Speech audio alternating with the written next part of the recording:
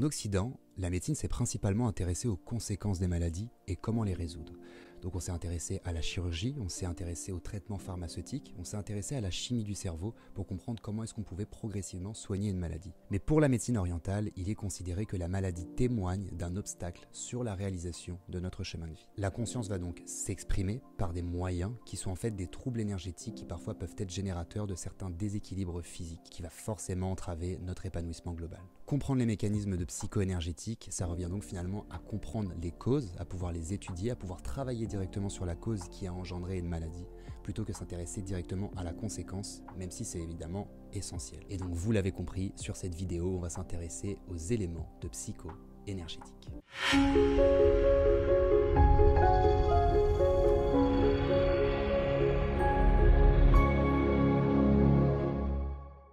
Notre corps physique parle, encore faut-il savoir l'entendre. C'est ce que nous explique notamment Michel Audou dans son ouvrage « Dis-moi où tu as mal et je te dirai pourquoi ». Cet ouvrage qui est selon moi,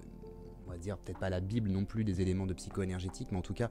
qui, on va dire, rassemble différents types d'éléments qui peuvent nous intéresser dans notre réalité quand on veut s'intéresser à la conscience du corps, aux mécanismes de psycho-énergétique, s'intéresser à comment est-ce que la psychologie peut influencer notre énergie et comment est-ce que notre énergie va influencer notre corps physique et donc finalement comment est-ce que notre inconscient utilise notre corps physique pour nous envoyer des messages, pour nous envoyer des signaux qui au final n'ont qu'un seul intérêt, développer notre conscience sur différents aspects de notre réalité. Donc je vous parlerai de ce livre un petit peu à la fin de cette vidéo, mais juste avant, j'ai évidemment certains aspects à vous développer. Comme vous le savez, nous vivons dans un univers où tout est énergie. Ça, je vous en ai déjà parlé dans plusieurs vidéos, je vous ai déjà expliqué que finalement la matière c'est de l'énergie et que tout ce qui compose cet univers est d'abord fait d'énergie, qui compose en plus une vibration, ou plutôt une corde vibrante si vous voulez, une certaine fréquence, et qui du coup donne une certaine forme, un certain aspect, une certaine densité, voire même une certaine couleur. Et j'ai pu également à différentes reprises vous expliquer que notre psychologie, elle va avoir un rôle moteur, un rôle majeur finalement dans l'énergie de notre corps. Comment est-ce que notre énergie circule dans notre corps? Et donc forcément qui parle d'énergie, parle de manifestation, parle de densification finalement de l'énergie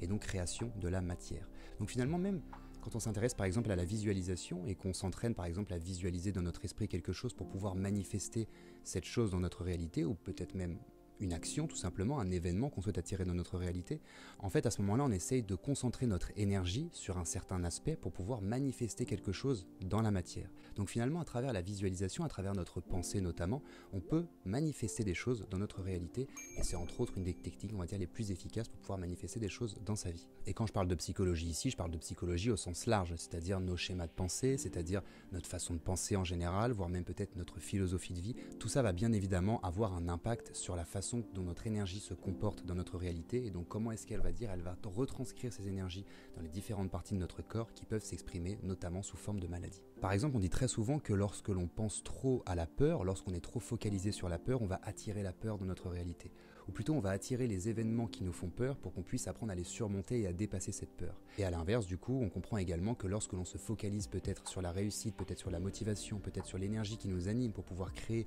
ce qui nous intéresse réellement, on a beaucoup plus de chances de le manifester, on a beaucoup plus de chances en plus d'être dans une psychologie positive avec des cercles vertueux. Et puis de toute façon, je me doute que vous êtes déjà intéressé à la pensée positive et que vous savez que forcément plus on est concentré sur le positif, plus on attire des événements positifs, même si bien évidemment il y a toujours cette polarité entre positif et négatif, mais ça je vous en reparlerai à la fin de cette vidéo. Donc finalement à travers notre pensée, à travers nos schémas de pensée, à travers j'ai envie de dire simplement notre vibration quotidienne, on va attirer des événements qui vont être en réaction finalement à ces pensées.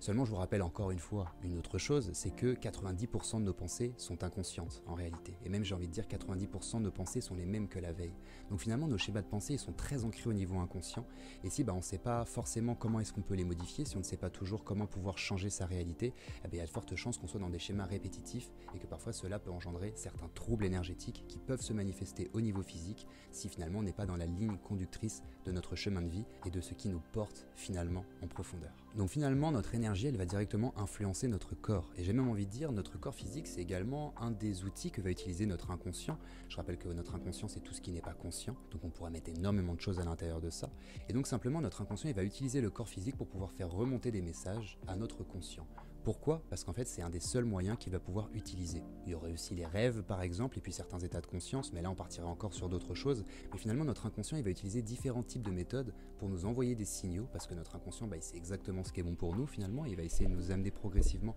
vers des choses qui sont bonnes pour nous. Et parfois, quand on ne s'écoute pas profondément, forcément, il y a des choses, on va dire, qui vont rentrer en conflit interne. Et ce conflit interne, il peut générer des maladies, peut générer des troubles énergétiques ou des troubles physiques. Donc finalement, on en revient encore une fois à ce fameux aspect de la vie qui consiste à s'écouter soi-même. J'ai pu tellement entendre de personnes qui m'ont dit mais j'avais l'intuition qu'il fallait que je fasse ça et pourtant je l'ai pas fait et en fait j'aurais tellement dû le faire. Ou encore des personnes qui disaient je ressentais que j'avais un certain mal-être à ce niveau-là, j'ai toujours essayé de laisser ça de côté et puis du coup ça s'est développé sur d'autres aspects de ma vie au final. On pourrait presque en conclure que moins on s'écoute, plus on a des chances d'être en conflit avec nous-mêmes ou du moins qu'il y ait différentes parties de nous-mêmes qui vont être en conflit les unes envers les autres. Et comme je l'ai dit, il y a tellement de personnes finalement qui pensent vouloir changer les choses consciemment, qui sont tout le temps en train de vouloir tout contrôler finalement et qui sont dans cette psychologie de contrôle qui est d'ailleurs très développée en Occident et qui finalement ne s'écoutent pas assez eux-mêmes, ce qui crée une forme, on va dire, de décalage entre le conscient et l'inconscient, comme si le conscient luttait contre ce que l'inconscient veut directement nous proposer dans notre réalité, veut nous souffler comme message, et donc forcément parfois ça va se traduire par des choses qui vont être dramatiques.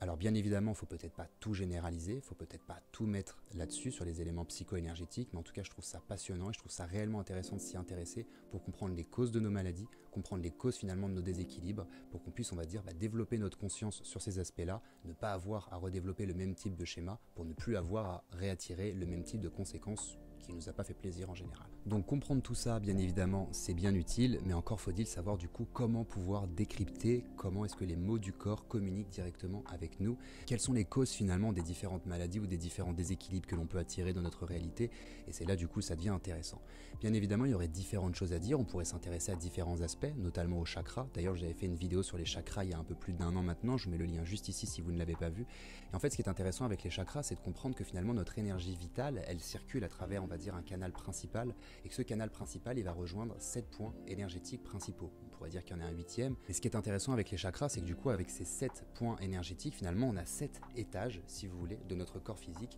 Et en fait, quand on va avoir, on va dire, un chakra qui est déséquilibré, qui est soit trop fermé, soit trop ouvert, on va avoir, on va dire, des conséquences qui vont directement être liées au niveau physique par rapport à la zone dont est responsable le chakra concerné. Par exemple, la plupart du temps, lorsqu'on va avoir beaucoup de maux de tête, ça va être lié à notre chakra du 3e œil. Quand on va avoir des maux de gorge ou des maux qui peuvent être liés directement au bras, ça va être lié au chakra de la gorge. Quand on peut avoir différentes difficultés, on va dire, dans l'interaction sociale, dans le fait d'aimer les autres, dans le fait de s'aimer soi-même, on va avoir un déséquilibre au niveau du chakra du cœur, ce qui peut engendrer des déséquilibres au niveau du cœur, au niveau des poumons, au niveau encore d'autres organes. Bref, vous comprendrez sûrement tout ça en regardant la vidéo sur les chakras, mais il y a également d'autres aspects qui sont intéressants, notamment l'aspect du yin et du yang. Je pense que vous en avez évidemment déjà entendu parler de ce fameux symbole du yin et du yang, et qui en fait veut simplement nous exprimer quelque chose, c'est qu'il y a deux polarités. Nous avons une polarité qui est très masculine, une polarité qui est très féminine, et finalement ces deux polarités se complètent, et finalement ce sont différents aspects de notre vie qui sont différents, mais qui en fait, quand ils sont, on va dire, en harmonie, ils peuvent ramener beaucoup d'équilibre sur différents aspects de notre vie. Parce que vous pouvez comprendre que forcément, quand on a deux polarités,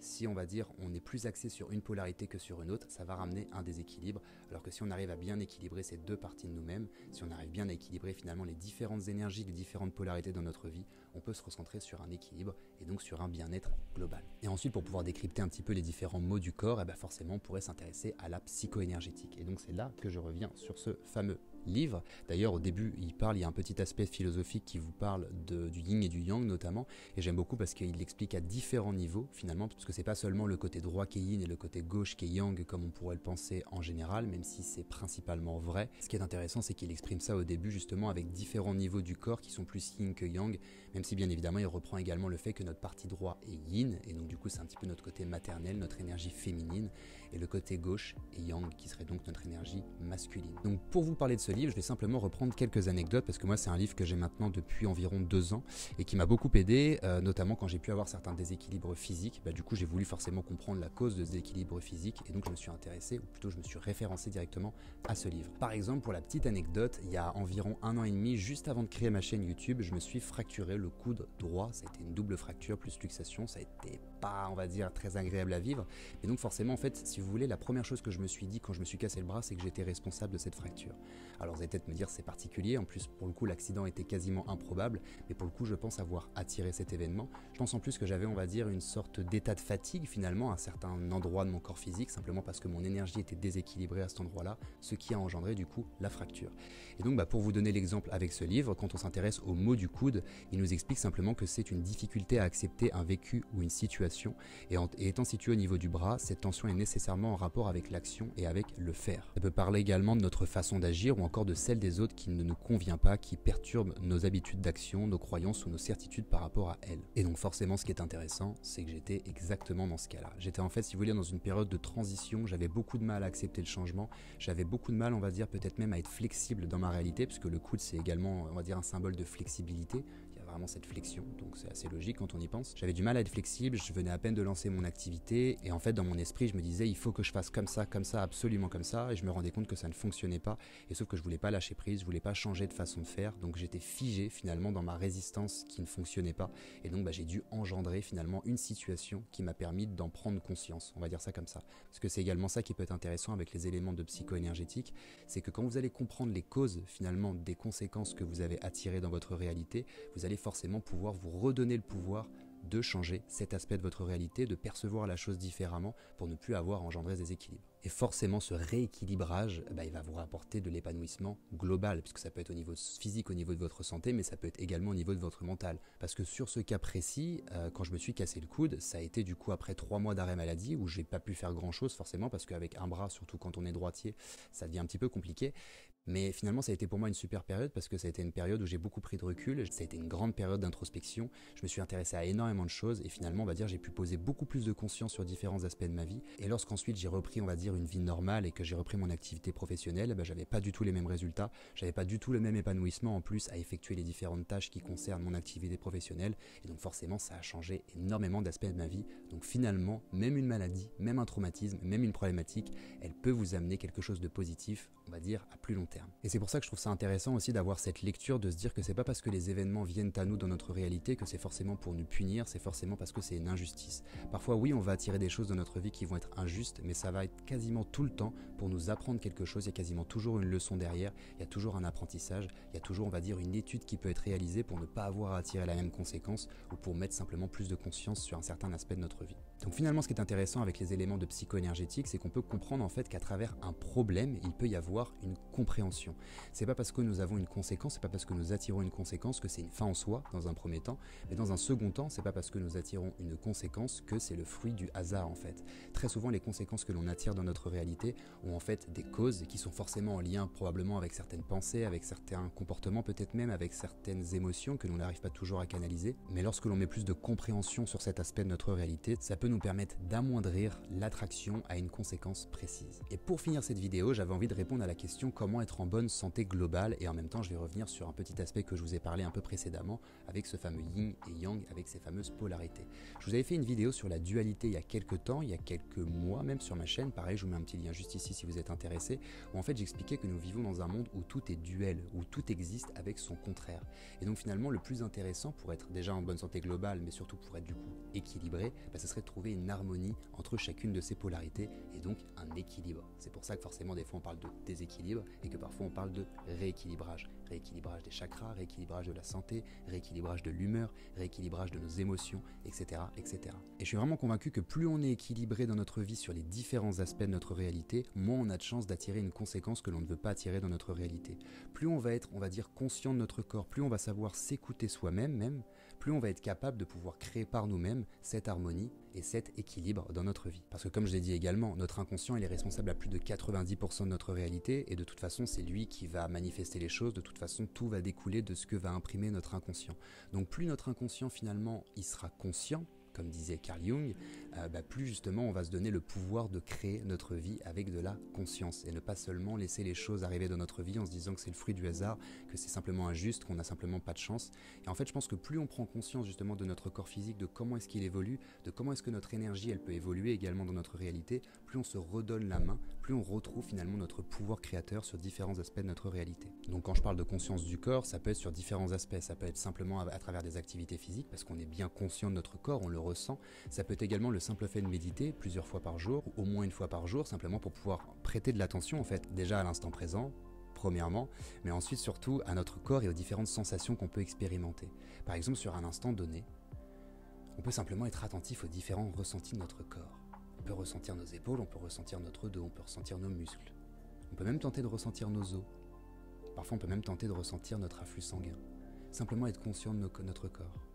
Et en fait, en faisant ça plusieurs fois par jour, on va apprendre à s'écouter au niveau corporel. On va apprendre même à écouter les différents signaux que va nous envoyer notre inconscient. Parfois, quand on va penser à quelque chose, par exemple, on va avoir un battement du cœur qui va être très élevé. Et on va comprendre qu'il y a à la fois de l'appréhension, qu'il y a à la fois de l'excitation et qu'il y a également de la peur. Et donc, en fait, on peut, encore une fois, travailler même sur nos visualisations simplement parce qu'on a eu un ressenti corporel et qu'on a appris à l'écouter. Autre exemple, parfois, quand on va s'intéresser, on va dire, à différents organes, quand on va poser notre attention dessus, quand on va les ressentir, parfois, on va ressentir certaines douleurs. On va ressentir que c'est un petit peu noué même parfois.